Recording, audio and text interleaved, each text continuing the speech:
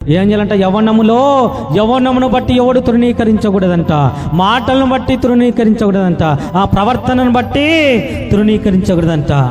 ప్రేమలోను ప్రేమించే విషయంలో తిమోతి నువ్వు అందరినీ సమానంగా ప్రేమించాలి, నిన్ను వల్ల నీ పొరుగు వారిని ప్రేమించాలి.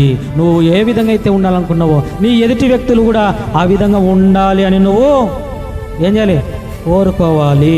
దేవుని పిల్లలుగా ప్రేమించేటువంటి విషయంలో కూడా లోపము లేకుండా ఉండాలి. మన దేవుడు ప్రేమామయుడు, ప్రేమా స్వరూపి అని చెబుతున్నాం, కానీ ఆ స్వరూపం మనలో చూడాలని దేవుడు ఆశిస్తున్నాడు ప్రియులరా. దేవుడు ఆశిస్తున్నాడు ప్రియులరా. శాశ్వత కాలము ఉండేటువంటిది ప్రేమ ప్రియులరా. ఆత్మఫలాలలో మొదటిది ప్రేమ. మనందరినీ దేవుడు ఎంతగా ప్రేమించాడంటే తన ప్రాణాన్ని పెట్టేంతగా, తన రక్తాన్ని కార్చేంతగా తన ప్రేమను వెల్లడిపరచాడు ప్రియులరా. అంత ప్రేమను రుచి చూచినటువంటి మనము మన బ్రతుకులలో మార్పు రాకుంటే దేవుడు మన పట్ల ఏం చేస్తాడంట?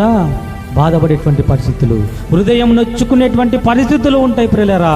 ఖచ్చితంగా దేవుని యొక్క ప్రణాళిక, దేవుని యొక్క చిత్తం ఏంటో ఖచ్చితంగా మనము నేర్చుకోవాలి. నేర్చుకున్నటువంటి వాటి ప్రకారము బ్రతికేటువంటి ప్రయత్నం మనం చేయాలి ప్రియులరా.